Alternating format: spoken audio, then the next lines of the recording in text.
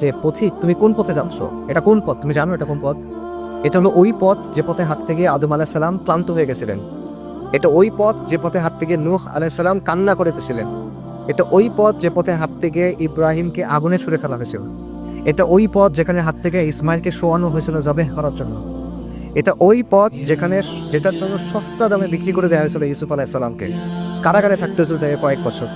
এটা ওই পথ যেখানে হাঁটার জন্য জাকারিয়াকে করাত দিয়ে দ্বিখণ্ডিত করা হয়েছিল। এটা ওই পথ যেখানে যাওয়ার জন্য জবেহ করা হয়েছিল সাইয়েদিনা ইয়াহইয়াকে। এটা ওই পথ যেখানে আইয়ুব আলাইহিস সালাম রোগে ভুগছিলেন। এটা ওই পথ যেখানে দাউদ আলাইহিস সালাম তার কান্না সব সীমা অতিক্রম করে চলে গেছিল। এটা ওই পথ যেখানে হাঁটতে গিয়ে ঈসা আলাইহিস সালাম নিঃসঙ্গ জীবনযাপন করতে হয়েছে। এবং এটা ওই পথ যেখানে জন্য রাসূলুল্লাহ সাল্লাল্লাহু আলাইহি ওয়াসাল্লামকে অসংখ্য কষ্ট সহ্য করতে হয়েছে। এটা ওই পথ। তো তুমি কোন পথে হাঁটতেছো? তুমি এখনো খেল তামাশার মধ্যে আছো। পথিক, তুমি কোন পথে যাচ্ছ?